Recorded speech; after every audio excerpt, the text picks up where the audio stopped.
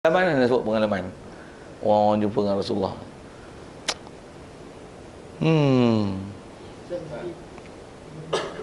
Kalau kita misal anak lelaki dia mengaku dia Rasulullah. Ya. Mengaku. Dia mengaku, syaitan boleh mengaku. Ayat mudah dia tu. Dia boleh mengaku dia Rasulullah. Syaitan boleh mengaku dia Rasulullah. Yang tak boleh menyerupa. Satu, kita nak kenal dia Rasulullah ataupun tidak, bukan masalah mengaku, bukan masalah dakwah, tapi rupa. Kenal nak rupa? Tak kenal, diam. Jangan dakwa apa yang kita lihat itu ialah Rasulullah. Walaupun dia kata aku Rasulullah, tak boleh pakai. Okey, kunci dia tak boleh pakai. Pasal apa? Kita tak kenal. Siap. Jumpa dalam jaga. Tu lagi masalah. Mimpi tu tikai tu. Pasal ra'ani fil manam atau ra'ani yaqazatan.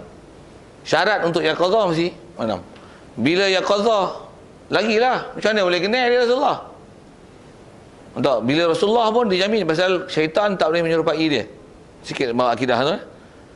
Nabi Khidir macam mana? Ada orang kata jumpa Nabi Khidir, jumpa Nabi Ilyas macam mana? Jumpa waliullah macam mana? Kenal wali tak wali? Dua alam ghaib pasal boleh hilang. Itu jin.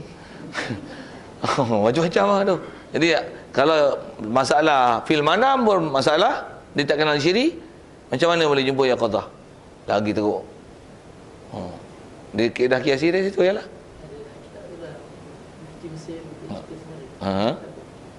Maksudnya apa? Dia jumpa.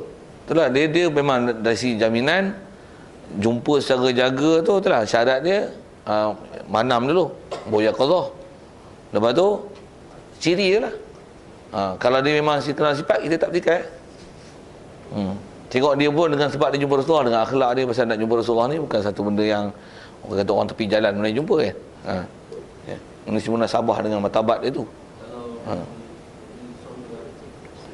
Kalau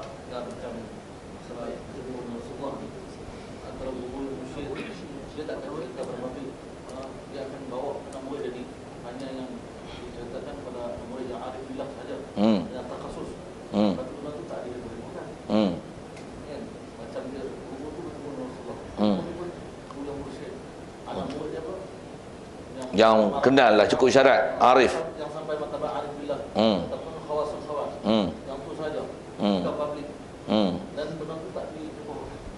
Kalau ikut masyhur yang sebut ulama kita macam tu lah, benda-benda macam tu tak dihibur kan, tak dihibur kan. Kalau hibur pula orang timbul muskil macam buat misal kalau Dan anak murid yang dapat tu bukan yang dapat berita tu bukan ibu bagi semua orang tertentu je. dia kata dia sudah ditarbiyah sampai dalam khawasul khawas ataupun arif billah.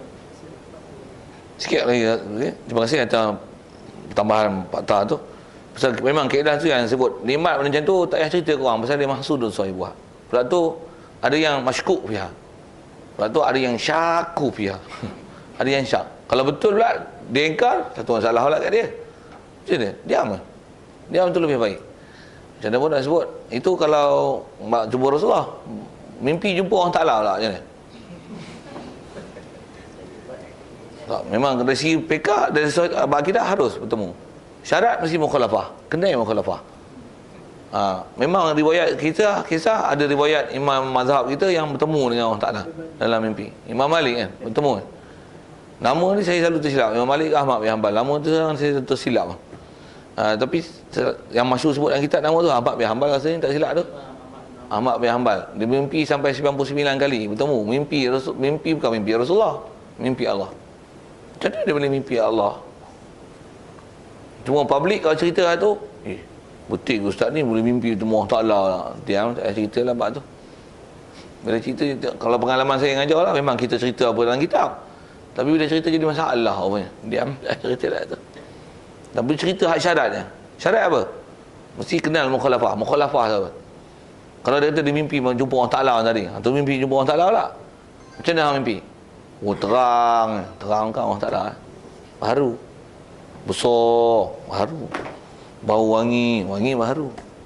Kaedah nak kenal Allah Ta'ala tak jamin apa yang mimpi tu syaitan memang menjumpa apa dah. Apa kaedah nak kenal Allah Ta'ala? mukhalafah ahli hadis. Rasulullah dia tak ada istilah mukhalafah, tu jamin Rasulullah, syaitan tak boleh menyerupa. Prinsip tu mesti dipegang. Jadi kalau memang kita kenal rupa, tak apa. Tak kenal, jangan dakwa Rasulullah. Dah tak kenal. Ya. Sikitlah ke isu-isu dah melihat tu ke Allah Taala tu sikit. Saya ada isu kata korek kubur Rasulullah. Jadi soalan dia, kalau kata anda katalah korek, Nampak Rasulullah rupa ke mana? adakah kita dah ada kira sebagai sahabat? Sahabat dah syarat bertemu tu mesti Rasulullah hidup. Maksudnya dua-dua Dan keadaan jaga dan hidup.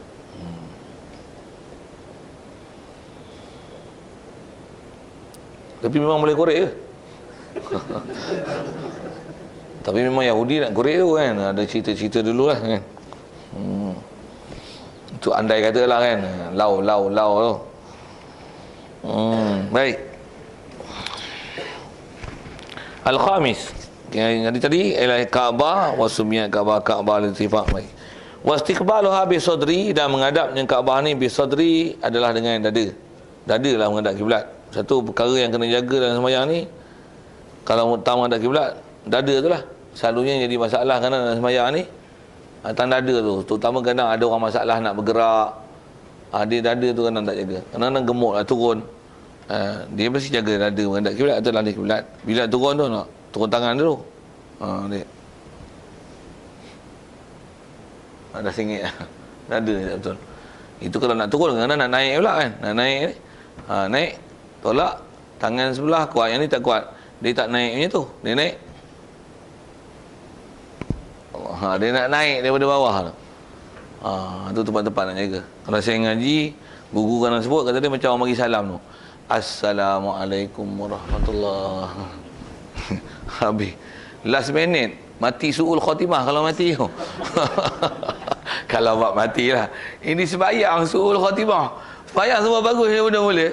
Bagi salam tu, Assalamualaikum warahmatullahi. Bagi salam, ujung last minute salah. Allah, kacau kat tu.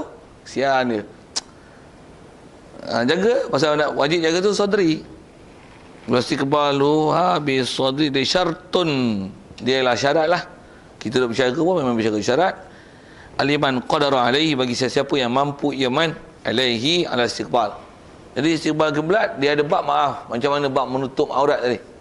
Maksudnya kalau tak ada pakaian apa-apa, bersuci apa semua boleh, wuduk apa semua boleh ambil, tapi pakaian tak ada, sembahyang telanjang dan tak ada ulang. Menghadap kiblat cukup syarat. Kalau siapa tak boleh menghadap kiblat tapi sembahyang boleh sempurna dengan syarat-syarat yang lain dan rukun yang lain, tak payah ulang. Bab kiblat, bab tutup aurat, dia yang kalau tak boleh sempurna dengan sebab ada benda yang menyebabkan istilah darurah itu, tak payah ulang. Tapi kalau bab najis, bab hadas, tak ada debu, tak ada air, sebab bab najis, sembahyang kena sembahyang, tapi tu kena qada. Tu ada bab-bab macam tu, dobit bekah yang kena tengok.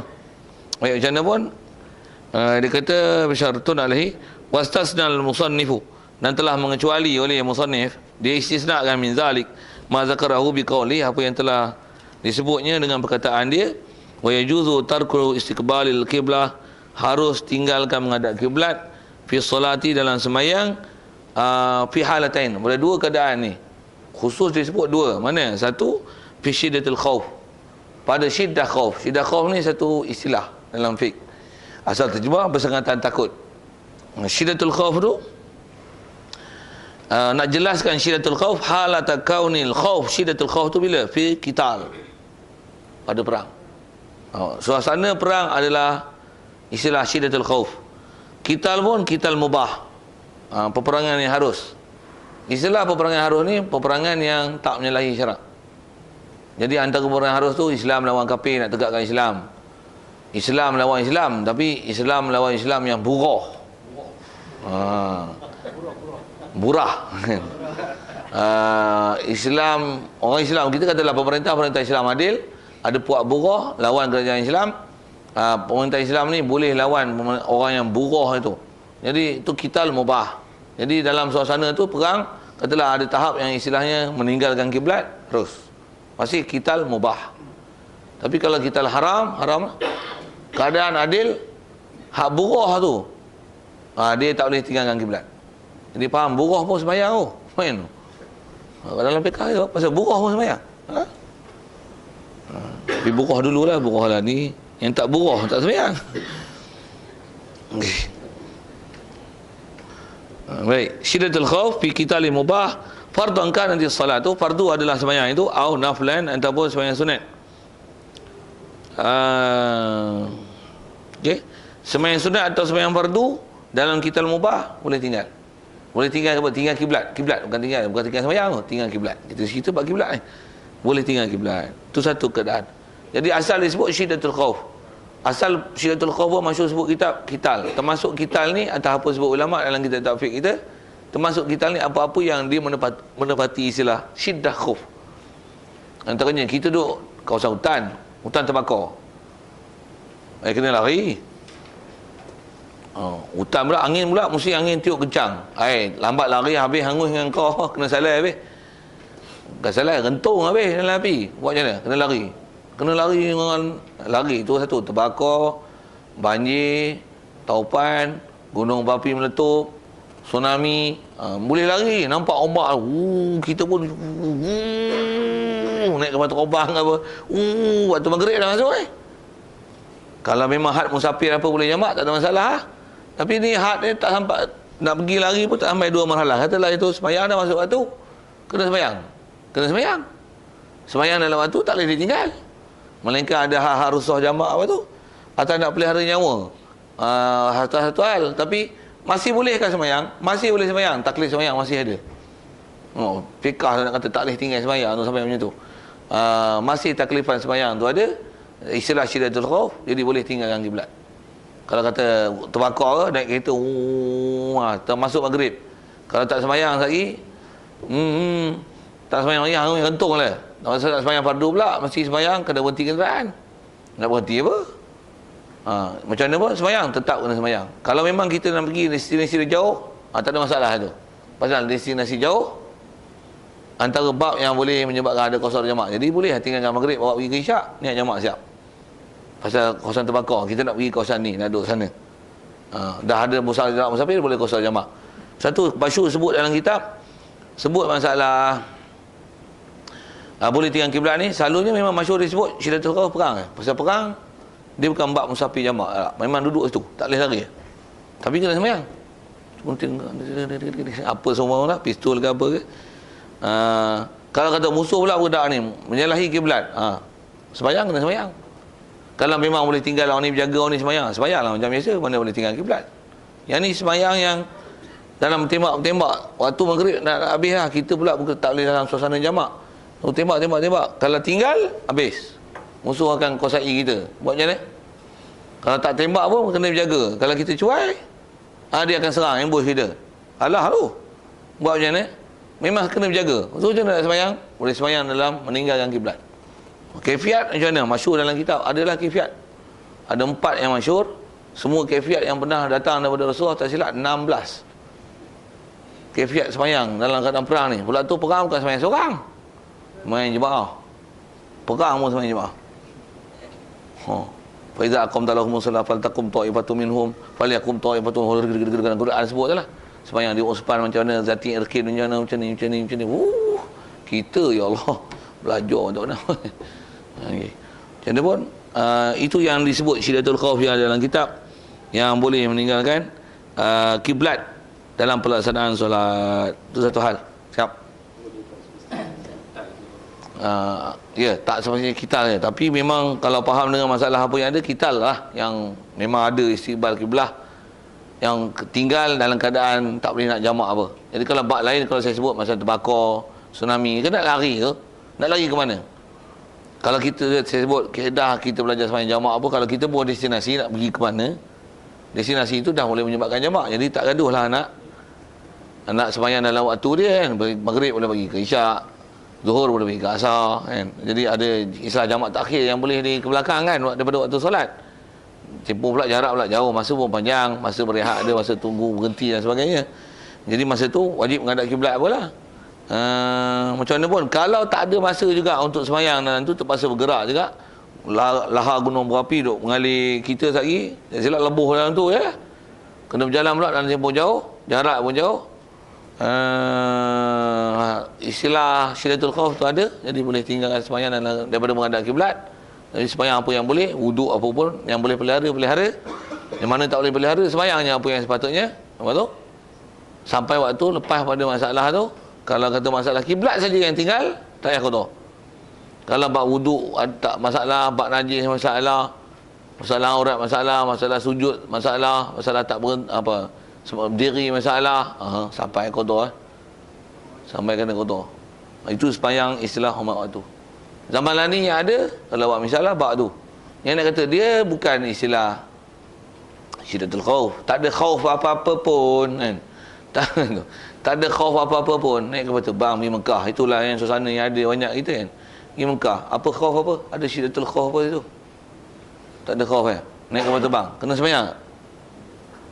Kena. Masuk waktu sembahyang lah. Okey, jamak boleh jamak. Ni waktu jamak dua-dua waktu ada atas kapal terbang. Bila dia jarak jauh kan. Okey. Kiblat. Boleh cari kiblat? Boleh. Atas kapal terbang nak cari kiblat? Tanya pilot tu.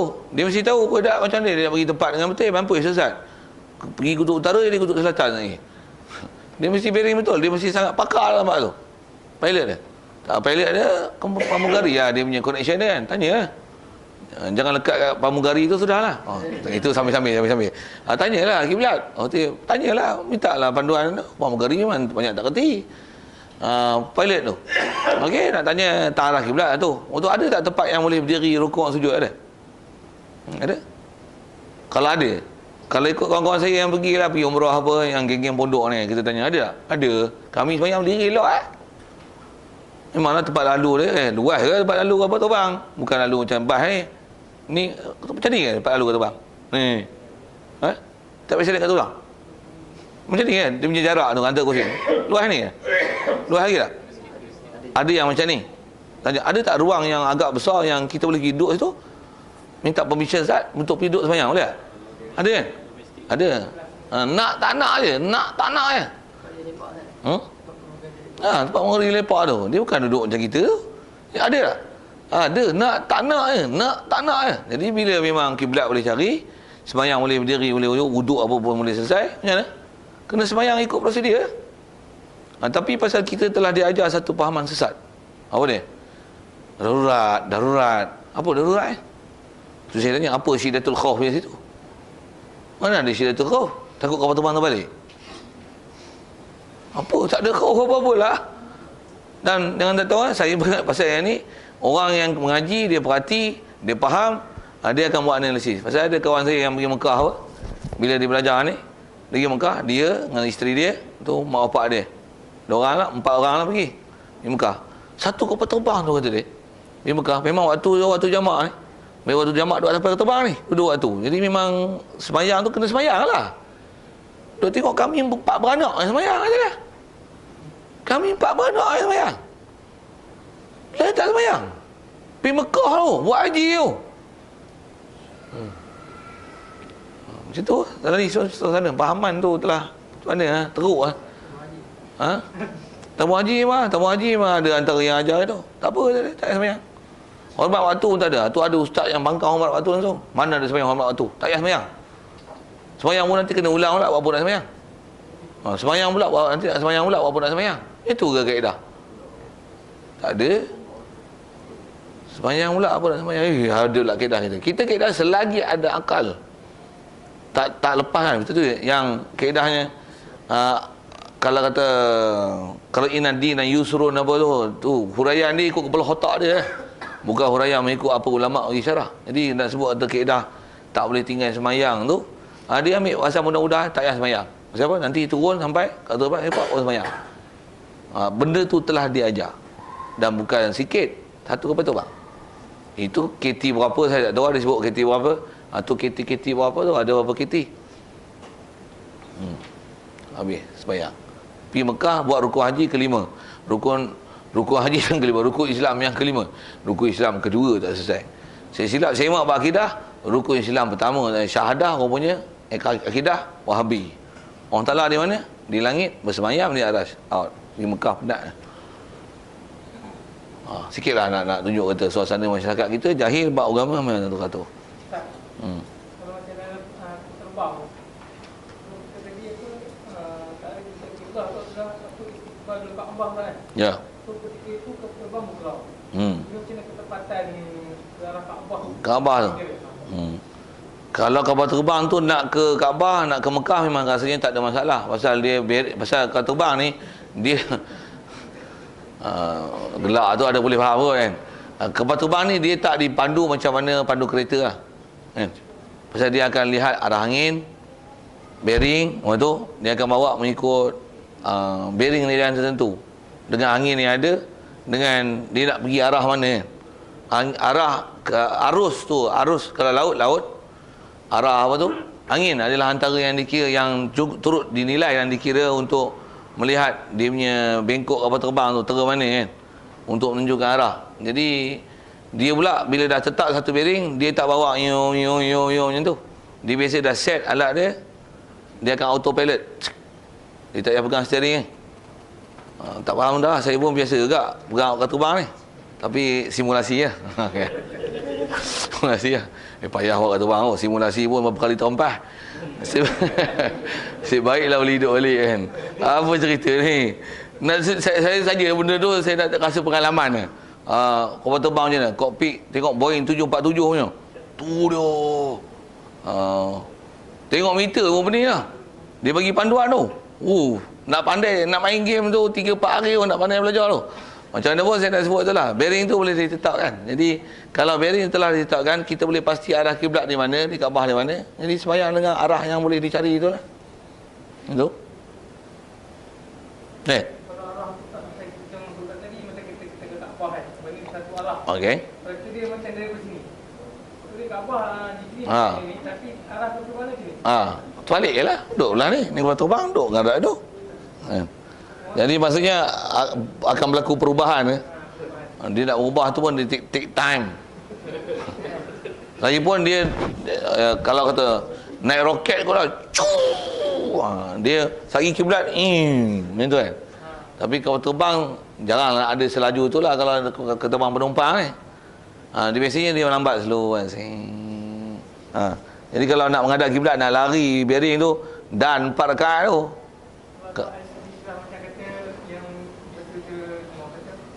Starting pertama tu kena arah kiblat yang betul. Mana lepas kita ketika solat tu kalau berubah macam mana pun biarkan saja. Teruskan solat. Dia kaedah kalau katalah macam mana pun pasal nak sebut gini. Dari segi kalau katalah pelaksanaan memang nak betulkan kiblat sentiasa betul bergerak sembahyang tak praktikal. Betul kan? Dari segi pelaksanaan dalam kata bang katalah itu je yang boleh. Okey buat macam tu. Cuma nak sebut gini. Pasal dia pula tiap-tiap hari kena naik flight. Ya tak? Turun nanti qada. Pasal itu istilah sembahyang yang tak menepati piawaian kiblat yang statik sampai ke akhir solat. Jadi qada balik tu. Sembahyang kena sembahyang. Kena dengan kaedah tu lah. Betul. Selalunya yang tak diajar sangat tu buat qada tu. Kena qada ke? Ya. Bila dia tak menepati piawaian dan tak ada istilah syiddah khauf itu. Apa kaedah dia? Turun sampai qada balik apa yang dia sembahyang dalam keadaan tak menepati syarat. Ini syiddah khauf yang tak perlu. Ya. Istilah kalau ada dobit syiddah khauf baru tak menghadap kiblat tak payah ulang.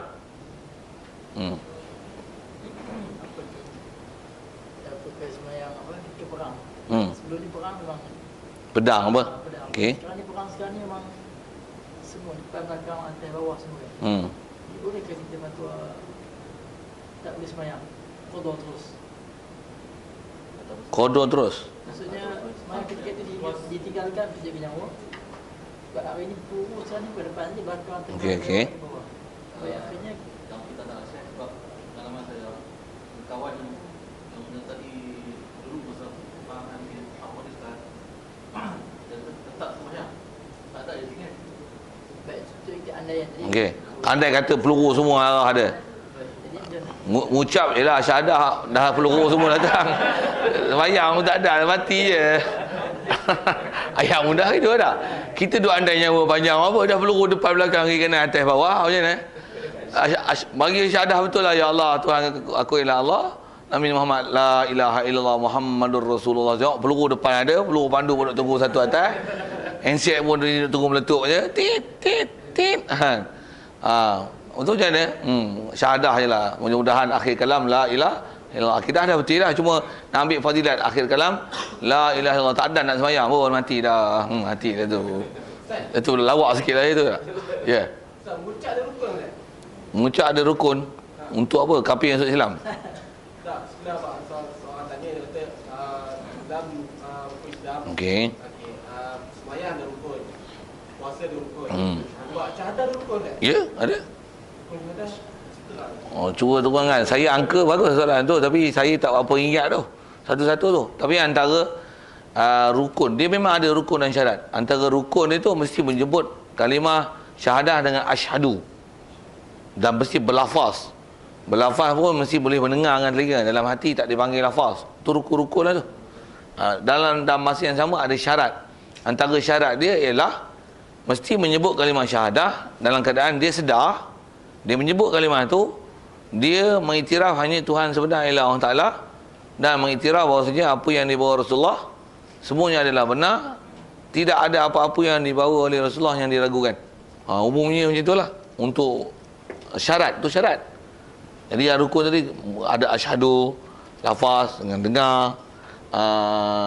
Sebab tu mesti syahadah tu sebut terang.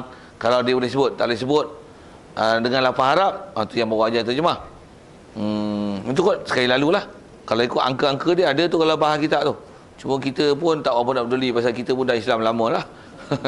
Tak apa nak peduli. Kita pun tak pula praktikal kan nak bagi jadi orang Islam tu kan. Dia memang ada Masailul Muhtadin. Memang ada tu. Kalau kita kitab yang memang bahas tu memang ada sebut. Tapi nak kata memang ada ke rukun syarat? Setiap perkara, apa benda ibadat ataupun perkara yang kita buat, muamalat, dia mesti ada istilah terms condition, itu mesti ada. Nak masuk peraduan Selcom pun term condition. Nak jadi ahli pun ada term condition. Nakkan masuk Islam tak ada term and condition. Macam itulah kaedah akli dia kan. Ya, ada. Sekali lalu saya sebut. Satu, kalau sebut ni, sebut kalimah syahadah je tu jadi Islam ke? Tidak. Kenapa tidak? Ada syarat dan rukun lah. Satu, dia kafir, dia nyanyi lagu rayahan. Tak jadi Islam lagi. Pasal apa? Itu nyanyi. Dia bukan menyebut dengan, dia mengiktikadkan lafaz dan menghadirkan makna untuk dia nak convert, tukar daripada kafir pada Islam. Bukan secara rasmi. Sebut itu untuk jadi macam tu. Macam mana syahadah disebut. Tak jadi Islam Itu kot sekali lalu. Dia kata ada rukun dan syarat. Ada. Ya. Dia balik pada kiblat kita tu. Jadi asal syiddatul khauf lah.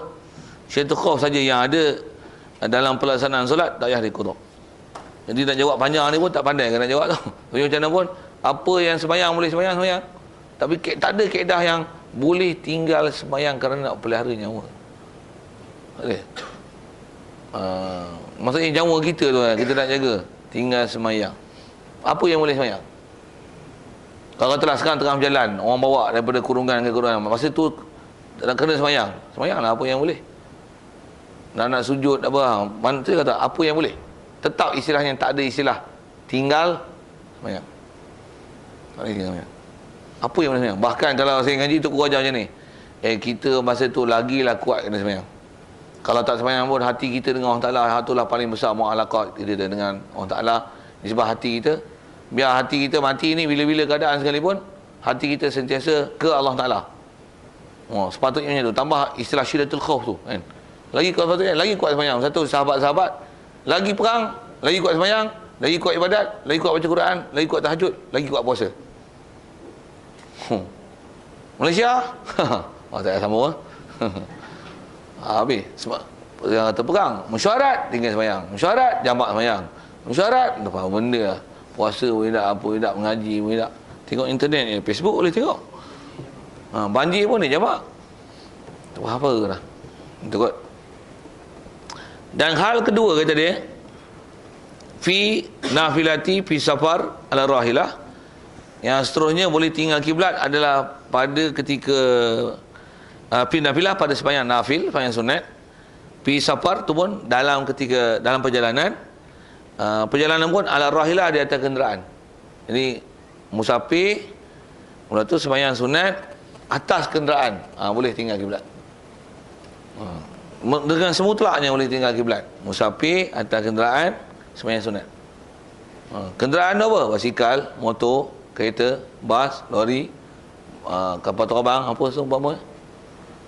Boleh tinggal ni tempat yang tak boleh nak disempurnakan lah.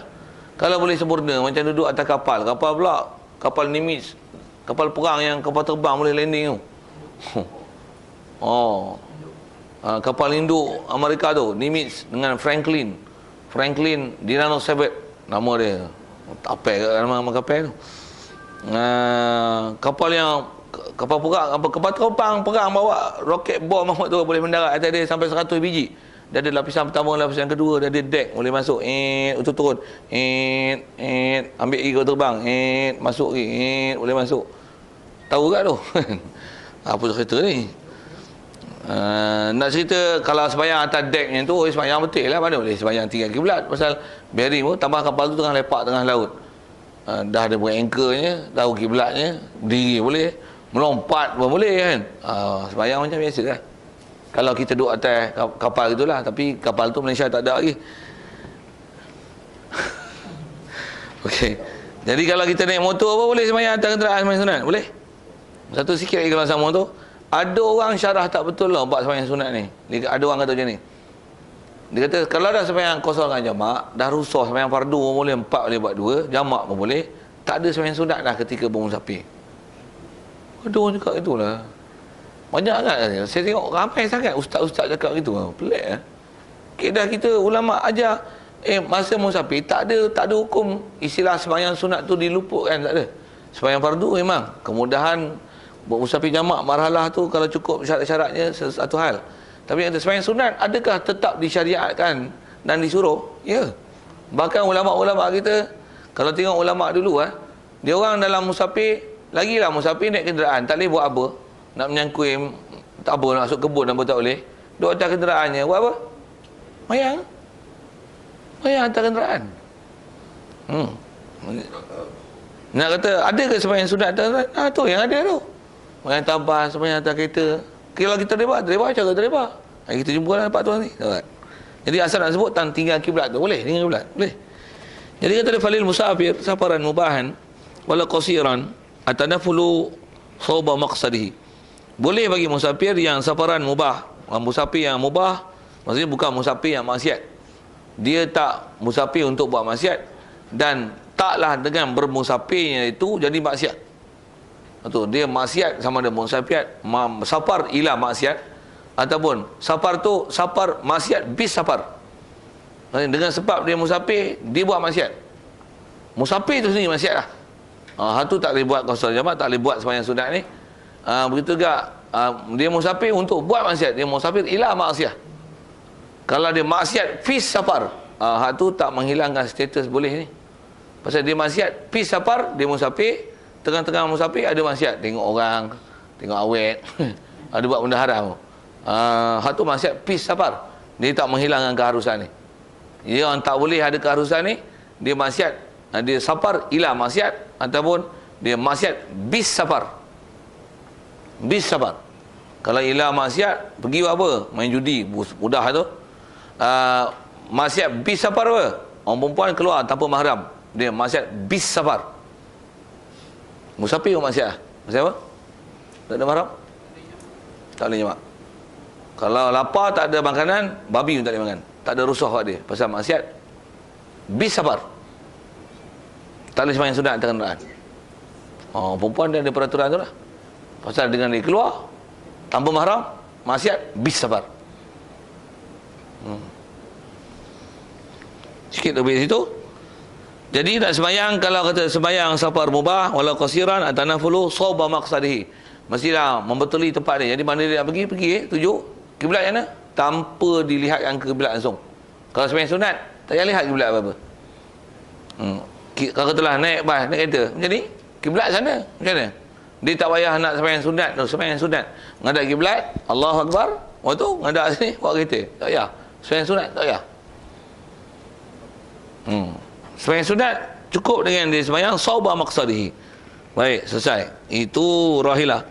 Wa raqibud dabbah la yajibu alaihi wad'u jabhatihi ala sarjiha masalan. Dan kata dia, orang yang raqibud dabbah, orang yang menunggang kenderaan, menunggang dabbah binatang, naik kuda, naik unta, la yajibu alaihi, tak wajib atas dia wad'u jabhatihi, letakkan dahi dia ala sarjiha, di atas pelananya masalan, sebagai misal lah. Jadi nisbah masalah rukuk dan sujud ni. Jadi apa kaedah dia? Imak isyarat. Rukuknya ni, Allahu Akbar. Kuda. Kalau kuda lah kan, motor. Allahu Akbar. Ni Allah liman hamidah. Allahu Akbar. Kau sujud atas tu lagi. Sajidin, raki'in, taqafil qabirin. Tak jelah wala itu. Tak disuruh itu, tak disuruh letak jabah. Letak atas pelana pun tak. Asal dia sujud. Alhamdulillah. Tak letak atas pelana masalah. Bal yumi bi ruku'ihi wa sujudihi. Jadi motor, naik kereta apa? Apa? Cuma kalau kita sebagai membonceng naik kereta, jadi sembahyang duduk, itu lah. Allahu Akbar. Nak sujud mana? Takkan nak sujud atas seat tau. Tu kalau kita boleh isyarat boleh bongkok sekian. Bismillahirrahmanirrahim. Jadi mana yang boleh buat, buatlah. Allahu Akbar. Okey, saya nak tunjuk tu sembahyang aje. Saya kita tengok beberapa perkara yang kena perhati lain kalau nak laksanakannya. Kalau motor macam bawa kuda, bawa unta lah kan. Mana boleh lepas ni? Nak takbir Allahu Akbar, tak payahlah, tu sunat. Tapi takbir Allahu Akbar, nak lepas tangan pun lepaslah, memang champion lepas tangan kan. Allahu Akbar, pegang balik. Tu buat motornya ni. Allahu Akbar. Ya Allah liman hamidah. Allahu Akbar. Tu menerap lah depan. Tu lajak lah, kerempit lah. Buat lawak sambil-sambil tu je. Kaedahnya macam tu lah. Isyarat itu. Isyarat. Okey, Maya. Bagi salam. Berpaling sunat kan. Assalamualaikum. Mana rukun tu lah dia pelihara. Yang mana sunat tu, yang mana boleh ditinggalkan. Tu sujud pun boleh ditinggalkan. Jadi kalau kata boleh paling, nak dapatkan juga, paling tak ada masalah kan. Selalu pun paling juga. Assalamualaikum warahmatullahi. Tengok bawa kelajuan macam mana. Kona tak kona. Kena sihat semua tu. Sagi bawa 280. Assalamualaikum. Okey. Lawak tu sambil-sambil, tapi kena tengok realiti tu kan. Kalau bawa 40 kena Assalamualaikum warahmatullahi, ada masalahnya itu. Ada co-pilot pula lagi tak ada masalah. Tambah ada autopilot lagi tak ada masalah. Okey, la yajibu alaihi wad'u jabati ala rasul.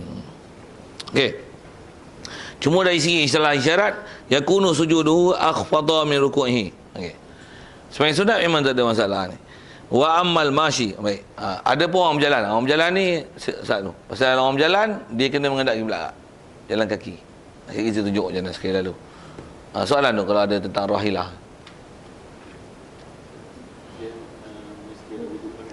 Tu mesti lah. Rukuk syarat-syarat tu mesti ada. Hadah, najis apa. Jadi kalau tempat kursi kita ni kadang anak kencing lah apa, kita pun tak nak basuh kusyen. Nak semayang hantar kenderaan je lah. Lapik lah. Nak basuh tu hai pula kan. Berapa hari nak kering, musim kemarau macam ni tak habis Sunat tak ada kotor. Ni cerita sunat ni. Sunat mana ada kotor kalau buat ni. Tu kelebihan semayang musafir, semayang sunat dalam keadaan musafir hantar kenderaan. Ini kelebihan dia. Tak ada kotor. Dah hasil pahala. Dan mudah semayang. Senang sangat. Satu ulama dulu ambil kesempatan masa musafir ni. Kita pula tak ambil kesempatan. Ada pendapat tak ada semayang musafir. Masa musafir tak payah semayang sunat. Ada pula tak betul. Sesat dua ayat tu. Hasad tu. Apa saya nak sebut ialah, jadi nisbah pelaksanaan satu hal. Apa saya nak sebut ialah pasal bila nak semayang tu antara nak jaga tu suci bersihnya, wuduk satu hal. Antara nak jaga selalu apa-apa yang benda-benda yang boleh ihtimal ada najis. Tentulah sikit. Terutama tentang selipar kasut. Jadi bila kita nak semayang hantar kenderaan, kasut pakai. Buka. Kaedah buka kan, buka pijak. Kalau selipar pun buka pijak. Pasal kita sarung, itu hukum tanggung. Buka pijak. Ya, Allah. Syarat musafir. Dan musafir saja. Dan musafir pun dia tak syarat dalam bab semayang sunat ni, musafir jauh. Aci musafir je. Ipoh pergi Pengadilan Peguh. Semayang duha. Pengadilan Peguh nak pergi pejabat agama. Kata Ustaz Kadil. Macam mana? Naik motor lah. Motor lah. Kalau kata kasut kita tak ada najis apa, tak ada masalah lah nak pakai. Ada najis, ada najis, tak ada najis. Rumah kita pun bukan ada najis. Kasut pun bukan pijak najis. Bukan duduk kampung ada tak ayam, tak lembu apa-apa. Jadi umumnya macam-macam ada. Tapi asal kasut suci, rantai suci, tanah suci. Apa? Suci Cuma kat motor tu, tempat pedal pijak tu, kalau ada najis basuh dulu. Pasal yang tu nanti bersangkutan dengan tempat kita nak sembahyang tu. Bagi betul Kalau bersih okey. Naik motor, handle apa pun tak pernah pegang ayam, pegang kat handle kat tempat minyak. Okey, istilahnya tak ada benda yang boleh mencacat yang kita sembahyang dengan sebab najis nanti tu. Pasal yang tu kena pelihara. Pegang saja. Kalau adalah pegang ayam kali pun pernah kena musibah hujan berapa kali lah. Jadi maksudnya bab bersih tu tak ada masalah. Jadi kat kita ialah kena jaga wuduk apa? Naik. Start je. Bismillahirrahmanirrahim. Surah Ad-Duha. Rakaat saya ni lah. Allahu Akbar. Berhenti lah. Lampu syarat pun lampu syarat Ya, jalan. Kau nak? Perbuatan banyak kali pun. Allah. Orang kata 4 lebay apa ni? Duh, macam nak wheelie, nak let apa, lantak lah tu Semayang. Nak sebut semayang tu. Kalau pergerakan yang tidak dapat daripadanya, dia termasuk dalam perbuatan solat, tak ada masalah tu. Jangan saja-saja pula. Selalu buat motor macam ni je. Yang ni bila kona sikit, selalu biasa je. Yang ni semayang punya pasal, tu ada 3 perbuatan batal lah. Begitu juga kalau bawa kereta, kalau nak tukar gear kan. Kalau gear yang manual lah, kalau auto tak ada masalah. Steering kena pulas. Memang tak dapat tidak. Memang kita pulas itu. Termasuk dalam perbuatan solat. Tak dapat tidak daripadanya. Sah. Nak jaga tu lah. Pedal dengan ada najis, kasut, selipar. Kalau ada buka. Kalau tak buka pun, memang dia tak najis, tak ada masalah. Kalau kata yang tu najis, ambil plastik, bungkus tempat pijak. Supaya tak bersambung dengan kita najis. Kalau nak melaksana saya dah buat. Satu saya tahu. Tapi kadang-kadang ada syekh rajin dengan tak rajin. Okay. Apa sebab tu? Okey, sembahyangnya tu. Jadi sembahyang masuk kereta. Allah Akbar. Tuhan nak berhenti Tuhan pula. Kadang kita memang kejar masa ni. Bawa pula tu bukan 50-60 kan. Sampai saman ekor tak larat bayar. Buat tak tahu je pun. Tunggu blacklist je. Apa cerita ni? Laju tu sembahyangnya dah. Sembahyang. Nak duha berhenti Tuhan makan masa. Sampai tu kan. Depa jangan depa, kalau duduk sebelah lagi senang. Tak ada masalah tentang memandu dan pergerakan. Okey, tu atas kenderaan. Atas motor pun. Kalau nisbah motor saya biasa sembahyang atas motor. Kalau nisbah saya nak cerita saya pernah buat. Atas motor berbonceng, cuma driver tu kena dia payah sikit. Tapi kalau duduk belakang, biasa duduk belakang, duduk melengung je apa. Waktu sembahyang duha, sembahyanglah Allah Akbar. Lagi belaga kepala tu. Dengan topi belaga tu, kepala topi tu.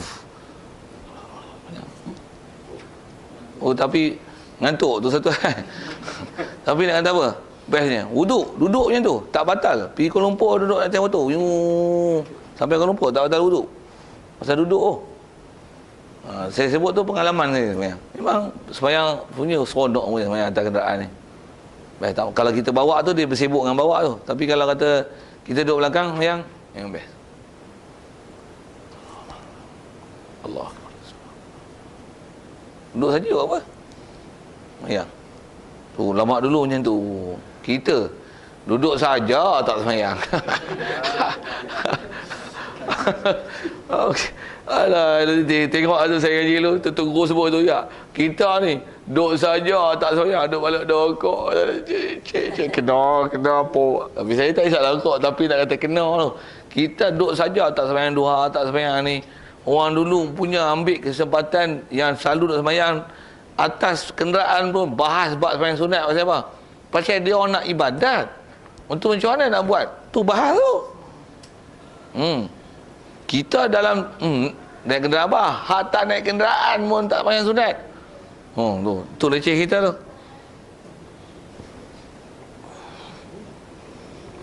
Habis sikit. Wa amal masyi. Sebut orang berjalan sikit.